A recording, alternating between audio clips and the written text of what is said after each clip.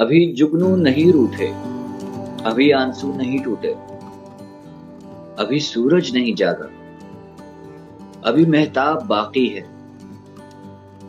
अभी एक ख्वाब बाकी है, अभी मंजिल नहीं आई, अभी रास्ता नहीं ठहरा, अभी गिरदाब बाकी है, अभी एक ख्वाब बाकी है, अभी किस्सा अधूरा है, अभी पूरी कहानी है, अभी सारा बुढ़ापा है, अभी आधी जवानी है, अभी उस पार जाना है, अभी झीलों में पानी है, अभी एक ख्वाब बाकी है।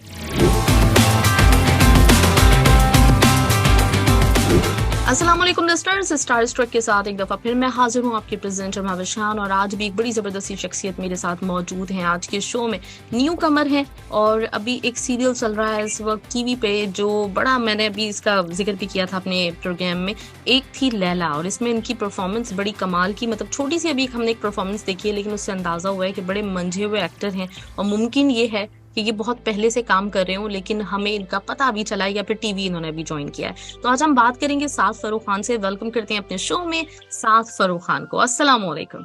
वालेकुम अस्सलाम। वालेकुम अस्सलाम। एक थी लैला, अभी मैंने उसकी एपिसोड्स देखी, 3 एपिसोड्स अभी तक आ चुकी हैं। और आपकी जो परफॉर्मेंस है, आपकी जो एंट्री हुई है, उसके साथ ही मतलब जो है ना, एक अंदाजा हो जाता है एक बंदे को देख के कि ये हमें नजर आ रहा है पहली दफा, लेकिन शायद इसका कुछ बैकग्राउंड है। तो आपके साथ ऐसा कुछ है?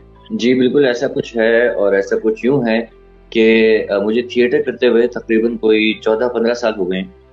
और पूरे पाकिस्तान में, पाकिस्तान से बाहर भी परफॉर्म किया, दुबई वगैरह में भी हमारे शोज हुए। तो मोर देन 850-900 परफॉर्मेंसेस तो हो चुकी हैं थिएटर की। टेलीविजन का ये था कि टेलीविजन में मुझे जो जिस तरह के कैरेक्टर चाहिए थे, जितने भी, जहाँ पे भी मैं गया, जिनके साथ भी मेरी मीटिंग्स हुई, हर दफा मैंने ये बोला, मैंने कहा यार मुझे वो वाले कैरेक्टर्स देना जो कि बाकी सब मना कर दे, जो बाकी सब ना करना चाहते हैं। अच्छा। क्योंकि जो बाकी सब करना चाहते हैं वो तो सब करना चाहते हैं, और वो ऑलरेडी वो कर रहे हैं और बहुत अच्छा कर रहे हैं। तो मुझे ये था कि मुझे थोड़ा सा तो कहीं थिएटर का एज लेना चाहिए और कुछ ऐसे कैरेक्टर्स करने चाहिए जो थोड़े से डिफरेंट हो।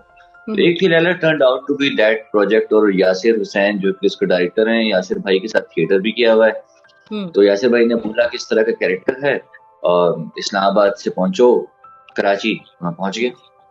ग्रेट, जबरदस्त। और आपकी बड़ी जबरदस्त परफॉर्मेंस, किराएदार का रोल आपने इसमें किया है। और वो जो एक बेसाख्तगी है और जो कुछ हो रहा है, एक तो वो ड्रामा, मैं बात भी कर रही थी अपने शो में भी कि वो ड्रामा एक बिल्कुल मुख्तलिफ हमें ना जॉनरा का लग रहा है। आजकल जैसे रिवायती जितने भी ड्रामास चल रहे हैं, जो कहानियां हैं, जो कॉन्सेप्ट हैं, उनसे काफी हद तक ये मुख्तलिफ है। और इसमें जिस तरह से कैरेक्टर्स आ रहे हैं अपनी अपनी एक अलग स्टोरी के साथ, तो वो भी मतलब काफी इंटरेस्टिंग है ये।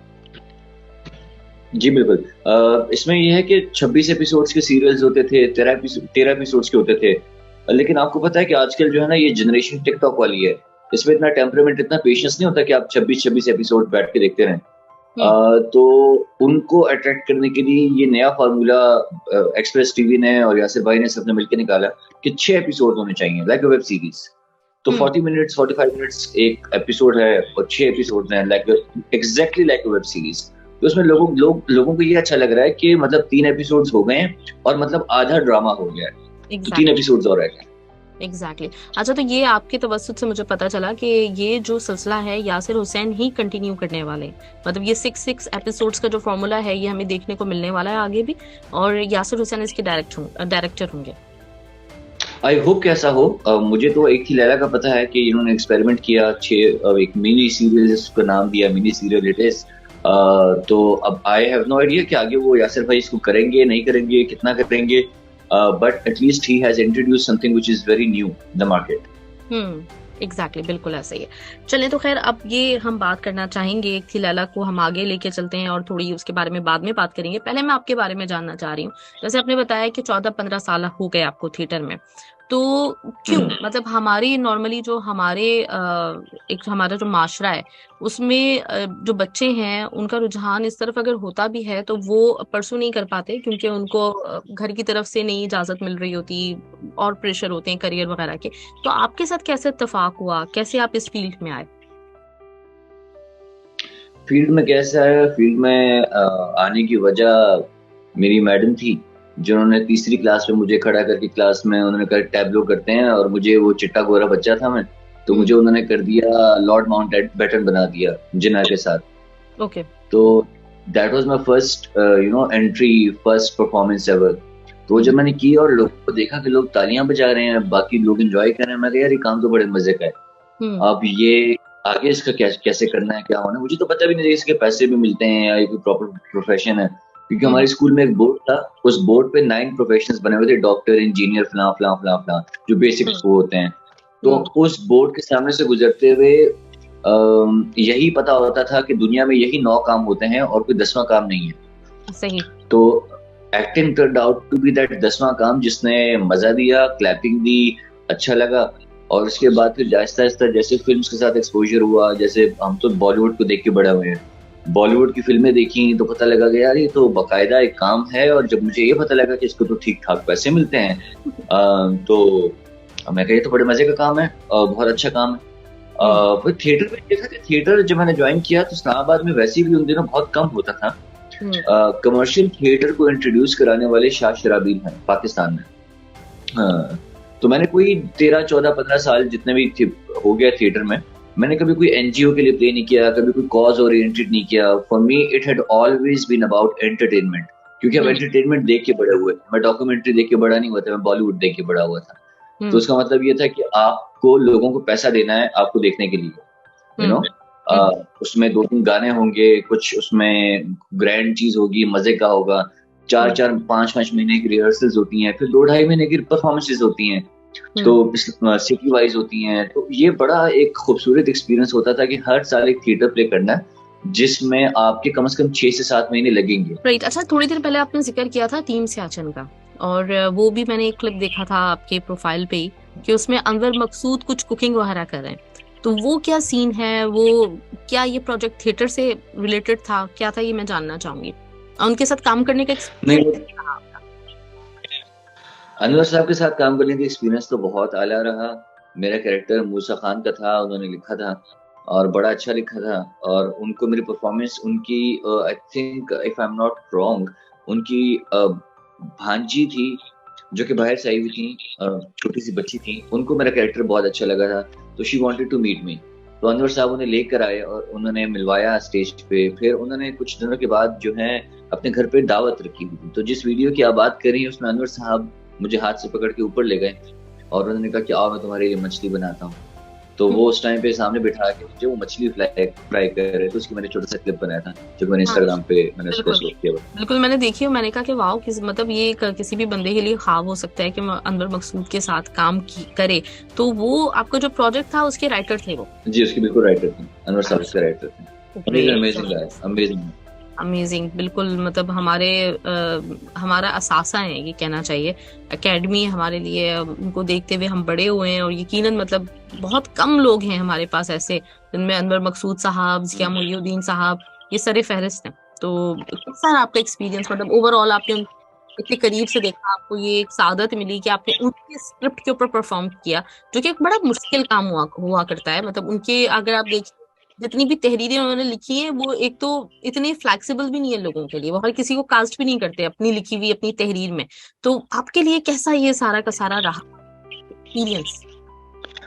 वो तो एक बहुत बड़ा सिलसिला है। कुछ 800 एक्टर्स के ऑडिशंस हुए थे, 800 में से 100 निकले, 100 में से 50 निकले, 50 में से 25 निकले। वो करते करते तो इवेंचुअली हम लोग कोई 15-16 मेल एक्टर्स थे, 3-4 फीमेल एक्टर्स थी और 20 लोगों की कास्ट निकली। तो उसमें से जो है फिर उनके साथ काम करने का, अनवर साहब आई होप ये मैं कह सकता हूँ कि उनको मैंने ज्यादा तंग नहीं किया क्योंकि उनके डायलॉग को मैंने ज्यादा छेड़ा नहीं। उन्होंने जिस तरह का लिखा होता तो अनवर साहब के डायलॉग की खूबसूरती ये है कि वो जैसे लिखा हुआ है आप वैसे ही परफॉर्म करें। तो अक्सर ये होता है कि कुछ एक्टर अपनी तरफ से कुछ चीजें ऐड करता है जो कि एक्टर को लगता है कि ठीक है, लेकिन जब वो सामने आती है तो अपना मतलब खो देती है क्योंकि राइटर ने वो कुछ और सोच के लिखी होती है। तो अनवर साहब की लाइनों को मैंने ज्यादा छेड़ा नहीं, उन्होंने जो लिखा वैसे ही परफॉर्म किया। कैरेक्टर पे मेहनत बहुत की, कोई 3-3.5 महीने की रिहर्सल्स थी उस कैरेक्टर को बिल्ड करना, और फिर लोगों को वो बहुत पसंद है। उसका जबरदस्त किस्म का फीडबैक आया था कि, और मैं समझता हूँ कि उसमें मेरी अदाकारी तो इतनी नहीं थी कि जितनी अनवर साहब की राइटिंग थी कि जिसने उस कैरेक्टर को इतना हिट किया और उतना लोगों को दुबई तक पसंद आया। वाओ ग्रेट, जबरदस्त। मतलब थिएटर की नॉर्मली मतलब हमारी जो एक आम आवाम है जो टीवी और बड़ी स्क्रीन फिल्म्स वगैरह के बारे में ही जानती है, उनको इतना थिएटर का सीन पता नहीं होता। तो आप जैसे बता भी रहे थे कि इस्लामाबाद में खास तौर पर काम भी बहुत होता है, अक्सर लोग जो है आपको नजर भी आएंगे, और मुझे भी मतलब जो थोड़ा देखने का सुनने का इत्तेफाक हुआ है, तो वो इस्लामाबाद में बाकी टैलेंट एक काफी मतलब अच्छा टैलेंट मौजूद है जो हमें हमेशा से नजर आता है। तो थिएटर की आपको क्या मतलब मुस्तकबिल क्या नजर आता है हमारे यहाँ?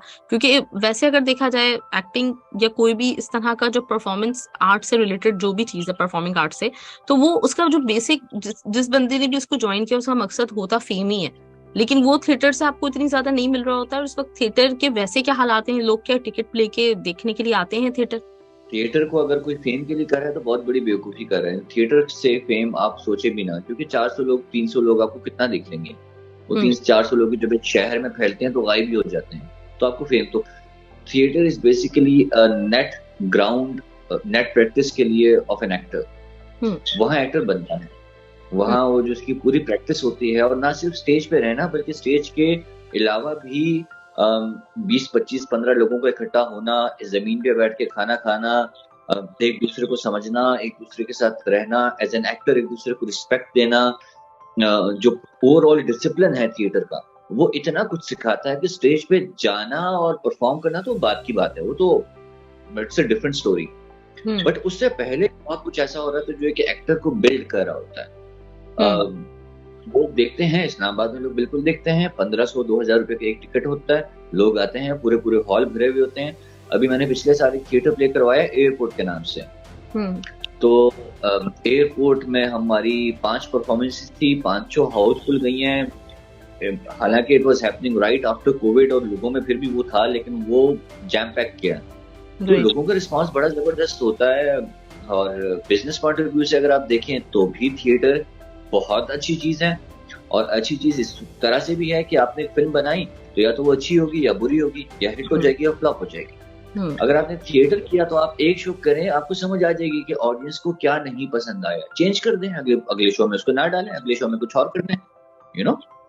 तो by the end of 4th और 5th शो आपका प्ले हिट हो ही जाता है, अच्छा बन ही जाता है। अगर उसका डायरेक्टर थोड़ा सा अकल रखने वाला और समझने वाला ऑडियंस को, क्या ऑडियंस किस चीज को ज्यादा चेरिश कर रही है। तो हमारा प्ले जो मैंने भी किया, लिखा भी मैंने था, डायरेक्ट भी मैंने किया, it was a hit in Islamabad. और आगे भी हम थिएटर को जिंदा रखेंगे। थिएटर के साथ रिश्ता आपको टूट नहीं सकता, मैं तोड़ना भी नहीं चाहता। मतलब अगर मुझे एक, और ये मैं कई दफा कह चुका हूँ डिफरेंट यहाँ पे अपने दोस्तों को भी, कि अगर मुझे ये ऑप्शन मिलती है एक तरफ एक टेलीविजन के बड़े सीरियल की जिसमें बड़ी स्टार कास्ट है, और एक तरफ मुझे नए बच्चों के साथ थिएटर करने का मौका मिलता है, तो I will go for the theatre. Great, मतलब जबरदस्त। अच्छा, लेकिन फिर भी मैं ये जानना जरूर चाहूंगी कि जैसे अभी आपने कहा कि एक्टर बनता है ना, तो एक्टर जब बनता है तो उसको सराहे जाने की ख्वाहिश मतलब एक वो भी बढ़ती जाती है जैसे जैसे आप काम कर रहे होते हैं। तो कैसे कंट्रोल कर पाएंगे साथ आप अपने ऊपर कि आप ये नहीं चाहेंगे कि ज्यादा से ज्यादा लोग, मतलब इतना जो एक आपने एक रूल सेट किया है, बहुत नो डाउट बहुत जबरदस्त है, और मेरा ख्याल है इस रूल के ऊपर जो है ना बड़े दुनिया में कम लोग ही हमें चलते हुए नजर आते हैं। बहुत बड़े बड़े नाम है जिन्होंने कभी कॉम्प्रोमाइज नहीं किया, जो हमेशा मतलब जो है ना ये चाहते हैं कि हम अच्छा काम करें या तो ना करें। लेकिन फिर भी मतलब सवाल यहाँ पे ये पैदा होता जरूर है कि जब आप एक्टिंग कर रहे हैं तो वो चीज ही ऐसी है जिसमें आपको साथ में जो है ना आपको तारीफ चाहिए, आप साथ में, और जैसे जैसे वो मिलती है तो आप पहले जैसा क्लासरूम में परफॉर्म करते थे, आपने पहले टैब्लो किया था तो उस वक्त वो ऑडियंस थोड़ी कम थी, फिर वो आहिस्ता आहिस्ता बढ़ी, फिर जैसे जैसे आपका काम बढ़ता है आपको दिल चाहता है कि ये मेरे लिए सारी दुनिया बैठ के क्लैपिंग करे। तो ये ख्वाहिश आपके अंदर नहीं पैदा हो रही? मतलब ये कैसे मुमकिन है कि काम एक वही है जिसमें फेम चाहिए, क्लैपिंग चाहिए, लेकिन वो उसके साथ वो ख्वाहिश नहीं, उसका इजाफा हो रहा? ये मेरा जो बिलीफ सिस्टम था इस चीज को लेके, ये बदला है एक छोटे से ठेले वाले ने, जो कि पिंडी में बैठता है और वो सुबह 5 बजे दुकान खोलता है और नाश्ता बेचता है, और वो 7 बजे उसकी दुकान बंद हो जाती है क्योंकि सारा माल बिक जाता है।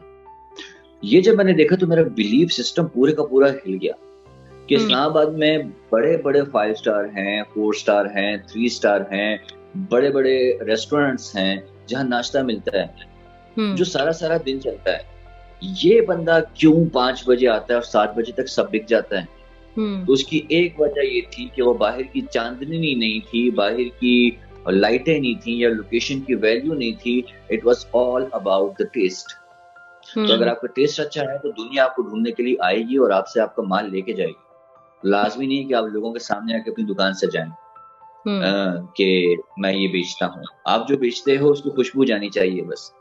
जिसको जिसको चाहिए होगा वो आप तक पहुंचेगा, आपसे आपका काम निकलवाएगा जिसको इस चीज की वैल्यू होगी।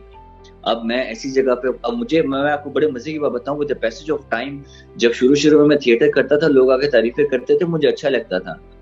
अब जब लोग आके तारीफ करते हैं तो कहीं ना कहीं दिल में ये बात होती है कि यार मुझे तो तुम्हारी तारीफ ज्यादा अच्छी लगती अगर तुम एक्टिंग में कुछ कर रहे होते, एक्टिंग के गुरु होते, एक्टिंग कोच होते, एक्टिंग को समझने वाले होते। आप तो लेमैन हो, आपको तो, मुझे तो नहीं, मुझे अभी भी नहीं समझ आ रही लोगों को एक ही लैला के कैरेक्टर में क्या पसंद आया है, ऑनेस्टली। तो अगर आम ऑडियंस को पसंद आ रहा है तो बहुत अच्छी बात है, ऊपर से थैंक यू। अंदर से मैं ये सोचूंगा मैंने तो कुछ किया ही नहीं। तो जब मुझे कोई एक्टिंग का बहुत बड़ा कोई बंदा होगा, कोई एक्टिंग में जिसने 2-4 ऑस्कर लिए होंगे, या कोई बहुत बड़ा थिएटर एक्टर होगा, नसीरुद्दीन शाह होगा, मनोज बाजपेयी होगा, ये जिस दिन मुझे बोलेंगे ना यार तूने फलां काम अच्छा किया था, उस तारीफ का मुझे मजा भी आएगा, मैं इसको एंजॉय भी करूंगा। तो उसके अलावा अगर मुझे अगर एक डॉक्टर आके बोले, एक इंजीनियर आके बोले तो ठीक है। अब मेरे लिए एक्टिंग की डेफिनेशन कुछ इस तरह से है कि मैं अपना काम कर रहा हूँ, मैं एक और किरदार अदा कर रहा हूँ, मैं स्टेज पे जा रहा हूँ 2 घंटे के लिए, या मैं कैमरे के सामने जा रहा हूँ और मैं एक और किरदार को जिंदगी देने लगा हूँ। हाँ, कुछ लोग आके देख लेंगे, हाँ मैं जो कर रहा हूँ उसे देखने वाले लोग आ जाएंगे बस। तो वो लोगों के ओरिएंटेड, लोगों के अराउंड अब नहीं है, अब वो मेरे अराउंड है, वो मेरे लिए इंपॉर्टेंट है, मुझे करने में मजा आ रहा है। तो मुझे इस चीज से फर्क नहीं पड़ता है कि मुझे 10 लोग आके बोलेंगे तुमने ठीक नहीं किया, मुझे 100 लोग आके बोलेंगे यार तुमने बहुत अच्छा किया, तो यह बड़ा फॉर्मली आपको ऊपर से बोलना पड़ता है कि चलें जी, अच्छा आपको अच्छा लगा, चलें जी बहुत शुक्रिया, बहुत थैंक यू। अंदर से आपको पता होता है आपकी मेहनत तो उतनी की नहीं जितनी चाहिए थी, और बड़ा कुछ हो सकता था, बहुत कुछ हो सकता था। तो ये अच्छा, एक्टिंग में बच्चा आता है स्टारडम को माइंड में रख के, मुझे फेम मिलेगा, मुझे लोग पहचानेंगे। अब स्टारडम और एक्टिंग आप करते हो मेहनत से, उसमें आपकी मेहनत होती है, ठीक है। स्टारडम आपको मिलती है अल्लाह की रहमत से। तो अल्लाह की रहमत कभी होगी कभी नहीं होगी, तो आप उसके पीछे पागल नहीं हो सकते, लेकिन आपकी मेहनत वो है जिससे आप पीछे नहीं हट सकते। तो मैं एक्टिंग करने की मेहनत करूंगा, एक्टर बनने की मेहनत करूंगा। स्टारडम अल्लाह ने देना होगा, दुनिया ने पहचानना होगा, तो वो 5 बजे पहुंचेगा मेरे पास पिंडी की गली में, और सारा माल बिक चुका होगा 7 बजे तक। ग्रेट, जबरदस्त। अच्छा, मतलब ये मुझे चीज बड़ी अच्छी लगी कि आपने जो मिसाल दी, तो एक एक्टर के लिए ये जो हमारे चलते फिरते हमारे जो किरदार होते हैं, जैसे रेडी वाले की भी आपने मिसाल दी है, तो इनको ऑब्जर्व करना, ये मुशाहिदा कितना ज्यादा आपको जरूरी लगता है, और आप डेफिनेटली करते हैं, वो मुझे आपकी बातों से अंदाजा हो रहा है। तो आपको इस चीज ने कितनी हेल्प की है अब तक? बहुत ज्यादा। Observation is the biggest tool for an actor, biggest tool. क्योंकि आप जब कहते हैं ना कि मैंने दुनिया का सबसे बड़ा इंजीनियर बनना है, ठीक है, तो आप ये कहते हैं कि भाई मैंने दुनिया के सबसे अजीब अजीब बिल्डिंग्स देखनी है कि वो कैसे बनती हैं। आप जब कहते हैं कि मैंने दुनिया का सबसे बड़ा डॉक्टर बनना है, तो आपको ह्यूमन एनाटॉमी की एक एक चीज होनी चाहिए। तो you always need a reference to be the best in your field. अब हमारे लिए एक्टर के लिए रेफरेंस क्या है? एक्टर के लिए रेफरेंस पूरा मुआशरा है। उस मुआशरे में रहने वाले हर तरह के लोग हैं, हर एज के लोग हैं, हर फील्ड ऑफ लाइफ के लोग हैं, मतलब लोग हैं। तो हमारे लिए तो लोग बहुत इंपॉर्टेंट है। मैं अपने स्टूडेंट से भी अक्सर, जब हमारा एक्टर्स लेबोरेटरी में चलता है सेशन, तो मैं यही कहता हूँ कि यार तुम लोग ये मत समझना कि तुम लोग आते हो 2-3 घंटे 4 घंटे की क्लास में तो एक्टर बन जाओगे, ऐसे कभी भी नहीं होगा। जैसे जिम के अंदर जाते हो तो जिम के अंदर मसल्स नहीं बनते हैं, मसल्स घर जाके बनते हैं। तो एक्टर का तो 24 घंटे, एक्टर ये नहीं कह सकता कि यार मैं आजकल एक्टिंग नहीं कर रहा। हाँ, आजकल तुम कैमरे के सामने नहीं आ रहे, हाँ आजकल तुम स्टेज पे नहीं जा रहे, लेकिन ये नहीं कह सकते कि आजकल मैं एक्टिंग नहीं कर रहा। क्योंकि एक्टिंग करने में जब आप एक्सेप्ट कर लेते हैं कि मैं एक्टर हूँ, तो फिर आपकी ड्यूटी है कि आप इस सोसाइटी को डिफरेंट नजर से देखो और आप ऑब्जर्व करो जितना कर सकते हो, क्योंकि हर इंसान के पास देने के लिए कुछ ना कुछ है, उससे वो ले। ग्रेट। अच्छा, कभी ऐसा हुआ है जो मुशाहिदा आप करते हैं या आपको मुख्तलिफ जो हमारे इर्द गिर्द किरदार होते हैं जो मुख्तलिफ कामों से वाबस्ता होते हैं, आप देख रहे हैं उनको, तो किसी किरदार ने आपको इतना मुतासिर किया हो कि आपकी ख्वाहिश हो कि ये मुझे इस जैसा कभी कुछ दिखाना है, कभी कुछ मतलब ऐसा किरदार निभाना है ऑन स्क्रीन?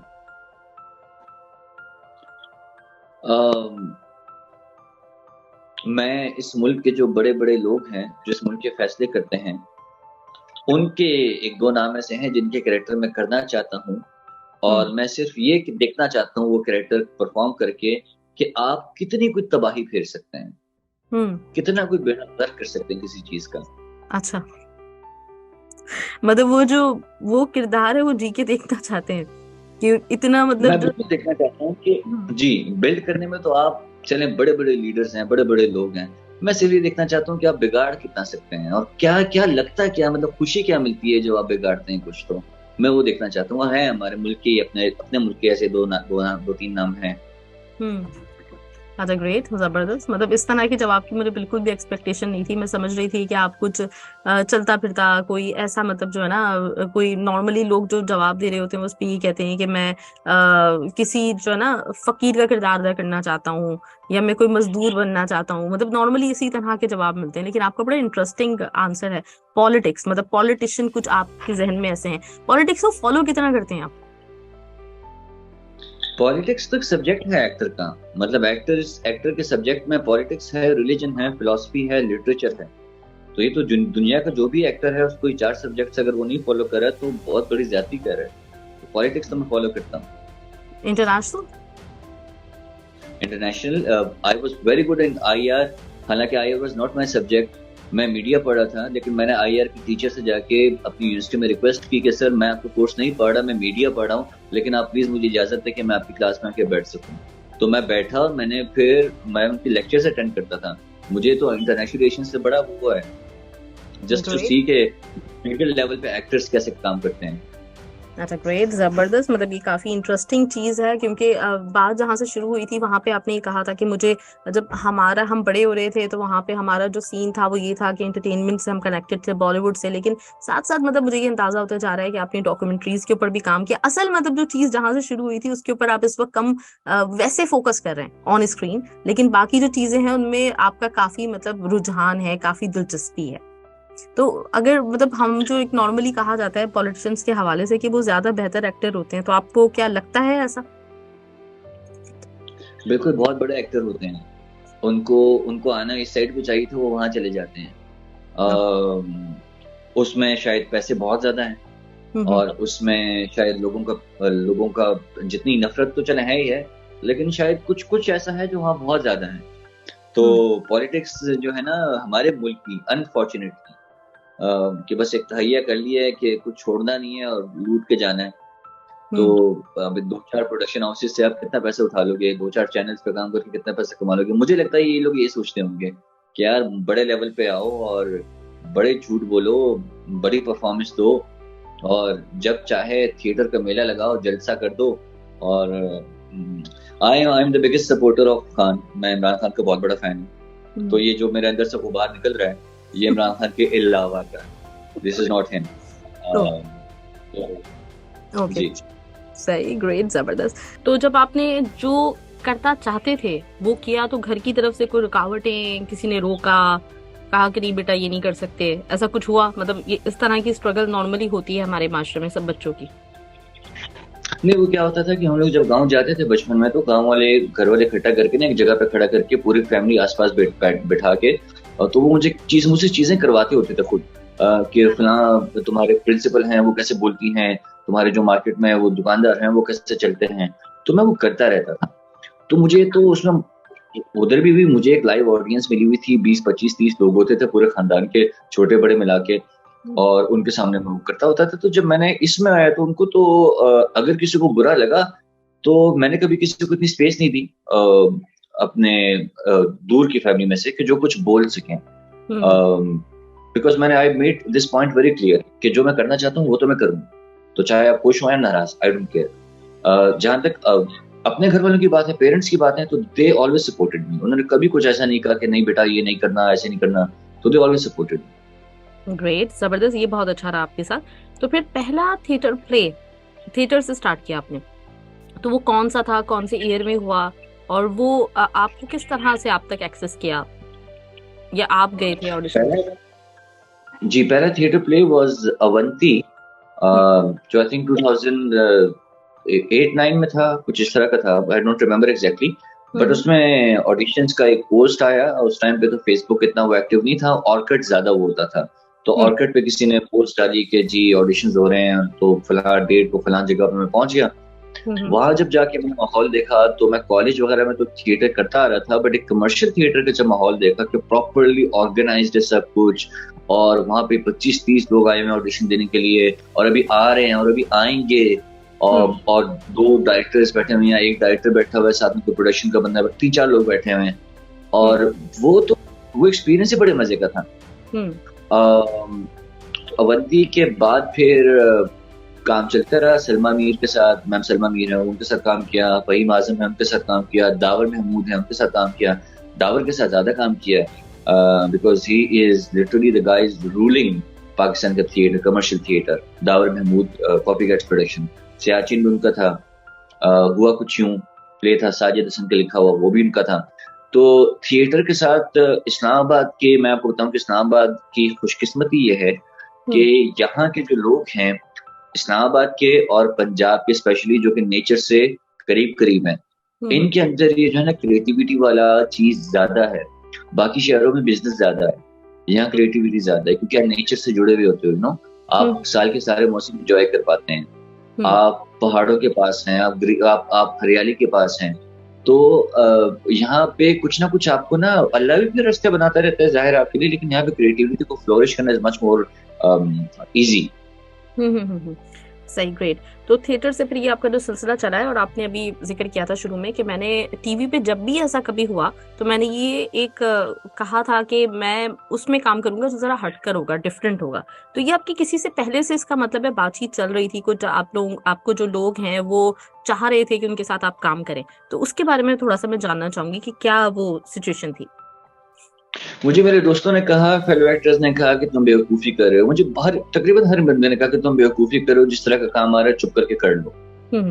लेकिन मेरे अंदर वो एक है, एक स्टबर्न इंसान है, एक जिद्दी इंसान है। मैंने कहा नहीं, काम तो मैं वही करूंगा, भले मेरे पास आज मैं टेलीविजन से 4 पैसा नहीं कमा रहा, थिएटर में पैसे वैसे ही बहुत कम होते हैं, बट वो मैं कर लूंगा, वो मसला नहीं है, कुछ ना कुछ हो जाएगा। बट मैंने इस चीज को नहीं ब्रेक करना कि जिस चीज के लिए 4 लड़के 10 लड़कियां आए हुए ऑडिशन देने के लिए, और वो कर सकते हैं, और वो अच्छे हैं, वो ज्यादा गुड लुकिंग है, ज्यादा हैंडसम है, तो उनको करने दो, वो they are doing it already.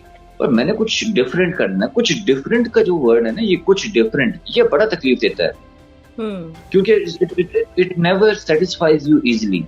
फिर आप जब सेटिस्फाई होने लगते हैं, आप कहते हैं यार एक दफा हो भी जाता है कि यार ठीक है ये कर लिया, अब कुछ डिफरेंट करना, तो कुछ डिफरेंट जो है ना आपकी जान ले लेता है।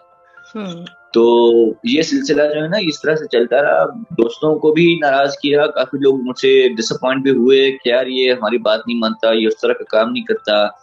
लेकिन फिर अगेन मैंने दिल की सुनी है, चाहे वो प्रोफेशन को चूज करना हो या जिस तरह का काम करना है उस तरह के काम को चूज करना हो। मैंने इसका तरीका ये निकाला कि मैंने कहा यार ठीक है, मैंने रहना तो इसी फील्ड में है, अब काम भी मैंने एक्टिंग भी अपनी मर्जी के हिसाब से करनी है।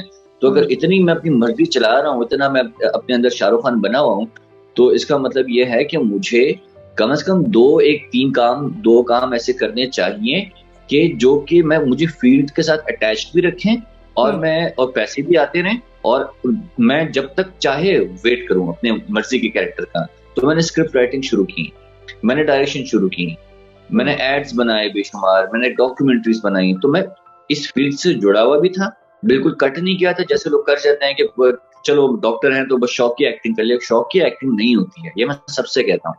ऐसे कभी भी नहीं होता कि यार मैं फलां काम कर रहा हूँ लेकिन साथ साथ चलो मैं एक्टिंग नहीं होती है। You know, acting is a subject, it should be respected, it is a proper field. तो आप ऐसे नहीं कर सकते। तो मैंने कहा यार मैं कटूंगा तो नहीं, मैंने रहना इसी फील्ड में, लिखूंगा, डायलॉग्स लिखूंगा, एक्टिंग कोचिंग करूंगा। मेरा एक्टिंग स्कूल है इस्लामाबाद में, एक्टर्स लेबोरेटरी के नाम से, E11 में। पिछले 2-3 साल से चल रहा है वो। तो मैं जुड़ा रहूंगा इस फील्ड के साथ, but I keep on waiting. और वेट किया, एक ही लैला आया, एक ही लैला के बाद अभी 2 ऐसे प्रोजेक्ट्स आए हैं जो कि मैं लिटरली मतलब I want to do those characters. तो और वो बहुत मजे के हैं, बहुत डिफरेंट है। एक मैं आपको छोटा सा बता दूं टीजर के, there is this one project जिसमें I am going to play character of a 52 years old guy. Okay, great, जबरदस्त जबरदस्त। तो अभी बिल्कुल हम इंतजार करेंगे। अच्छा, एक चीज जो मैंने देखी आपकी कि आपकी आवाज बहुत अच्छी है, तो रेडियो से कुछ राब्ता, मतलब कुछ रहा आपका कनेक्शन? आपने रेडियो किया है कभी? रेडियो किया नहीं है, मुझे काफी लोगों ने कहा कि यार रेडियो में ट्राई करो, मुझे कुछ रेडियो के लोगों ने कहा कि रेडियो में ट्राई करो। मैं जब सर्दियां आती हैं तो मुझे रेडियो करने का बड़ा दिल करता है, पता नहीं क्यों, क्योंकि ऐसा लगता है जैसे ऊपर बाहर धुंध होगी शहर में, अंदर कहीं हीटर छोटा सा लगा होगा, आपकी आवाज पूरी दुनिया सुन रही होगी। ना करने की वजह यह है कि मुझे इस बात पे वो था कि अगर मैंने रेडियो करना शुरू किया तो कहीं मैं आवाज को लेके कॉन्शियस ना हो जाऊं और उसके साथ मैं एक्सप्रेशन ना खो दूं, क्योंकि उस बंद कमरे में मुझे ऐसा लगेगा कि मेरी आवाज ही जा रही है और लोग उसे पसंद करें या नहीं करें व्हाटएवर, लेकिन मेरी सिर्फ आवाज जा रही है। ऐसे ना हो कि मैं रेडियो करते करते करते एकदम से टेलीविजन में जाऊं या फिल्म में जाऊं और वो चीज मेरे माइंड में रह जाए कि यार मेरी आवाज पे ही काम करना है। तो मैं ये कनेक्शन तोड़ना नहीं चाह रहा था एक्सप्रेशन का और वॉइस का, तो शायद इसलिए मैंने रेडियो की तरफ पुल नहीं किया। सही सही है। वरना अच्छा, मैंने ये भी देखा कि आपका पोइट्री में काफी इंटरेस्ट है और पोइट्री आप पढ़ते भी बड़े कमाल तरीके से। अरे बहुत शुक्रिया, बहुत शुक्रिया। पोइट्री का मैं आपको बताऊं कि मेरे जो एज के बच्चे थे उनको व्हेन आई वाज 13-14, तो मैंने उन सब के पास प्ले स्टेशन तो उस टाइम पे नहीं था, कि सेगा की गेम्स होती थी, वीडियो गेम्स। तो मैंने अब्बा से कहा, मैं कहा बाबा मुझे जो है ना सेगा की गेम चाहिए, जो सब दोस्तों के पास है वो खेलते हैं। तो उन्होंने, मैं जिद करता रहा, वो नहीं माने। फिर जब मैंने बहुत ज्यादा जिद की तो एक दिन वो मान गए, लेकिन वो वीडियो गेम लाने पे नहीं माने। जब मैं घर आया स्कूल से तो मुझे कहते हैं तुम्हारी चीज कबर्ड में पड़ी है। मैं दौड़ता हुआ गया कि यार वहां पे अब पैकेट खोलूंगा, कैसेट डालूंगा, टीवी के साथ लगाऊंगा, गेम खेलूंगा। बट जब मैंने वो कबर्ड खोला तो सामने परवीन शाकिर की किताब पड़ी हुई। अच्छा। तो 13-14 साल के बच्चे को उसके घर में अगर आपने वाहिद सोर्स ऑफ एंटरटेनमेंट एक परवीन शाकिर की किताब दे दी हो तो डेफिनेटली पोएट्री पर से लगाओ पैदा हो। क्योंकि जब भी बोर होता था तो आते जाते उस बुक को खोलता था, समझ आता था नहीं आता था, लेकिन गज़लें नज़्में पढ़ा होता था। सही, ग्रेट, जबरदस्त। तो मैं ये भी चाहूंगी कि अगर मतलब कुछ है आपके जहन में अभी तो हमें जरूर सुनाएं, क्योंकि मैंने आपकी वो जो वीडियो देखी जिसमें आप पोइट्री पढ़ रहे हैं तो मैं बड़ी इंस्पायर हुई। मैंने कहा ये मतलब पोइट्री मतलब हर किसी को पसंद होती है तकरीबन, मेरा ख्याल है जो भी एक ज़ौक रखता है अच्छा तो वो पोइट्री को पसंद करता है और काफी मतलब पढ़ने की भी कोशिश करते हैं अपने अपने तौर पे। लेकिन आपका अंदाज बहुत एक्सप्रेसिव, मुझे बहुत अच्छा लगा। तो अगर कुछ याद है तो जरूर हमसे शेयर कीजिए। आई विश मैं आपके साथ शेयर कर सकता। मेरे सबसे बड़ा मसला मेरी मेमोरी का है कि मैं लिख के भूल जाता हूँ तो फिर मुझे लिखना पड़ता है फेसबुक पे। मेरा सारी पोएट्री जो है लिखी हुई, जो भी कंटेंट है वो फेसबुक पे है, क्योंकि लिखने का भी वो जो एक कागज और डायरी वाला सीन था वो भी अपने पीछे रह गया है। तो रात को बस लेटे लेटे कुछ लिख लिया और अगले दिन अगर 4 लोगों ने पसंद किया तो उसको फिर मैं रिकॉर्ड करके उसको अपलोड ही कर देता हूँ अपने उसमें प्रोफाइल पे। तो सारा कुछ वहीं पड़ा हुआ है मुझे। मैं आपको ये बताऊं कि मैंने जब एक ही लैला किया, चलें सबसे रिसेंट प्रोजेक्ट है, मैंने जब वो खत्म किया मैं गेस्ट हाउस पहुंचा, आखिरी दिन था शूट का और मैं सोया हूँ और जब मैं उठा हूँ तो मुझे कोई डायलॉग याद नहीं था। अब तो एक ही लैला आ गया और उसके कैरेक्टर की तरफ मैं आती हूँ तो वो पठान कैरेक्टर है। ओरिजिनली आप पठान हैं? जी ओरिजिनली मैं पठान, यस। अच्छा, तो घर पे पश्तो बोली जाती है? बोली जाती है, अम्मा के साथ बोलते हैं, अम्मा के साथ हम पश्तो में ही बात करते हैं। अच्छा। अब्बा तो नहीं है, ही पास्ड अवे इन 2010। तो I have 2 younger sisters and mother at home. तो माँ के साथ जो, अम्मा के साथ जो है हम पश्तो बोलते। जी बिल्कुल, मैंने जो फिल्में भी लिखी हुई हैं कुछ 7 फिल्में लिख चुका हूँ और वो सब के सब जो है वो बहुत डिफरेंट है। मतलब वो आपके एजुकेशन सिस्टम से लेकर बहुत डिफरेंट है, वो आजकल के उसके नहीं है। मतलब कोई आप ये देखें कि 7 फिल्मों में से कोई फिल्म जो है वो मोहब्बत पे नहीं है, वो लड़का लड़की की मोहब्बत पे नहीं है। तो अब आप अंदाजा लगाने हैं कि अगर 7 में से एक नहीं है तो फिर क्या, किस तरह के कंटेंट, किस तरह की चीजें होंगी, वो मैं बिल्कुल करना चाहता हूँ। और मेरा जो एम है वो 12 का है, 12 films I have to make 12 फिल्में बनाऊंगा और उसके बाद मैं डायरेक्शन कभी भी नहीं करूंगा। तो साथ आपसे बात बहुत करके शुक्रिया। बहुत अच्छा लगा और बेस्ट ऑफ लक आपके आगे के प्रोजेक्ट्स के लिए। मैं डेफिनेटली मतलब जैसे एक होता है कि आपकी एक मुख्तसर सी अब हमने एक परफॉर्मेंस देखी एक थी लैला में, और उसमें अच्छे खासे लोगों ने इस बात को जज कर लिया कि आप माशाल्लाह बहुत अच्छी तरीके से परफॉर्म कर सकते हैं, बहुत अच्छा आप वो किरदार निभा रहे हैं। तो आगे भी हम आपको इसी तरह से देखना चाहेंगे और ख्वाहिश यही होगी कि आपको आपके मतलूबा रोल मिल सके, आपकी ख्वाहिश के मुताबिक आपको काम मिल सके और हम आपको देखते रहें। Thank you so much. बहुत शुक्रिया। बहुत शुक्रिया। Thank you so much. Thank you. Thank you बात।